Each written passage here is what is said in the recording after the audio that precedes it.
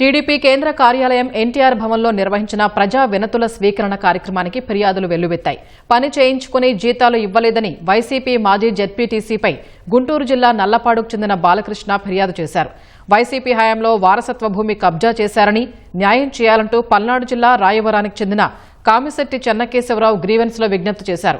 డ్వాక్రా మహిళల సాగు భూమిపై మాజీ సర్పంచ్ కన్నేశారని, చర్యలు తీసుకోవాలంటూ నెల్లూరు జిల్లా కావలి మండలం పెద్దపుట్టపు పాలెంకు చెందిన సునీత తిరుపతమ్మ అర్జీ ఇచ్చారు. మంత్రి Sandhyarani, AP Shetty Balija welfare chairman Kudipudi Satyababu ప్రజల నుంచి అర్జీలు స్వీకరించి సమస్యల పరిష్కారానికి కృషి చేస్తామన్నారు. వీటితో పాటు పలువురు పింఛన్, రేషన్, ఇళ్ల నిర్మాణాల సమస్యలపై అర్జీలు ఇచ్చి పరిష్కరించాలని కోరారు.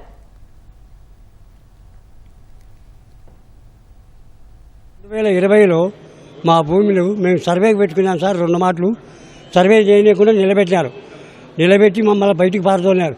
మేము ఇప్పుడు అవోల చిత్రంలో ఉన్నాం.